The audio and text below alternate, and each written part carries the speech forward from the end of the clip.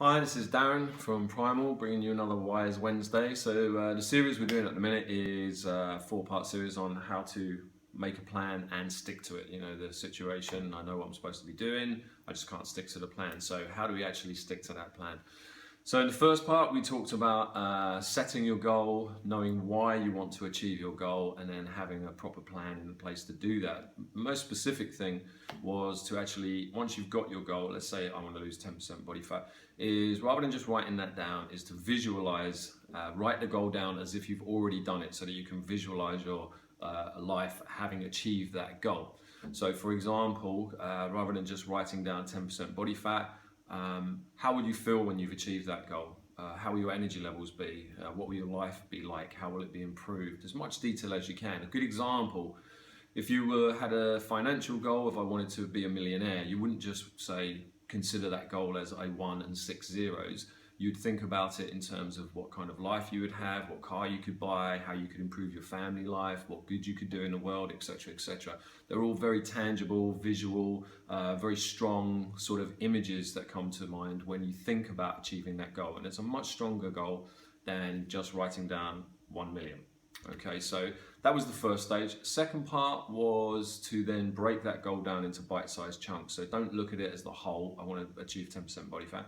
Think of it in terms of how much do I need to do each month, each week, each day, and set realistic bite-sized goals to achieve each time. That way, you're not just trying to tackle the whole goal in one go, which often just sets you up for failure. Which brings us nicely to part 3, failure. Okay, what do you do in terms of failure? You know the situation. I haven't eaten perfectly this week, but that's it, I failed. I haven't done a training session every day this week, but that's it, I failed. I haven't lost all the body fat I was supposed to lose this month or whatever, that's it, I failed. One of the biggest reasons that people don't achieve their goal is because they completely misunderstand the concept of failure. Okay, failure is not a bad thing. In fact, it's vitally important for growth, for development, and ironically for success. So you've got to think about failing as part of the journey to success. Churchill once said that success was simply moving from failure to failure without losing enthusiasm. And that's absolutely right. When we try and do something, there's two options. We either succeed at it or we learn. So if you set yourself a goal to achieve, let's say 100% perfect eating, to achieve my 10% body fat reduction, if you don't achieve that, it doesn't mean you failed. All it means is that you've now learned that setting yourself the task of 100% perfect eating is an unrealistic way to get to your goal. You've learned that it's too inflexible, that it's too strict, and that in order to achieve your goal, you're going to have to make things a little bit simpler. Again, we either succeed at what we're doing or we learn that we need to find another way to do it. So let's take an example. If you set yourself the goal to achieve your 10% body fat loss, I need to eat 100% perfectly every day. Is that likely? Probably not, no. What about 80% perfectly every day? Is that likely? Well, maybe, but again, possibly not.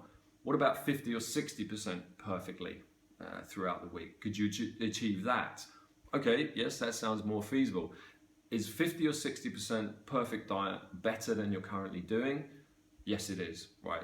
So there's your target. Once you get good at eating 50, 60% perfectly throughout the week, which is more than you're currently doing, then you can move on to maybe 70 or 80. Take it slow. If you can't achieve the goal that you're trying to achieve, make it simpler. If you can't achieve that, make it simpler again. The purpose isn't to find the hardest route to your goal, it's to find the simplest path of least resistance.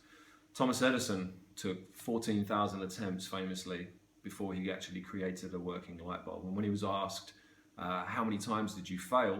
He replied, I never failed. I just learned 14,000 ways not to make a light bulb. You've really got to adopt that kind of mindset. If you can't achieve the goal that you've set yourself, make it simpler and carry on the path. The only time you truly fail is when you give up. So adopt a different mindset, change the way you think about failure. If you set yourself a goal, set yourself bite-sized chunks and you can't achieve those bite-sized chunks, break them down into smaller pieces, make it simpler. Again, the only time you fail is when you give up. The fantastic book on failure, book called Black Box Thinking by Matthew Syed. Recommend reading that. And that's it for today. I'll see you next time for the last part in this series. Have a great day.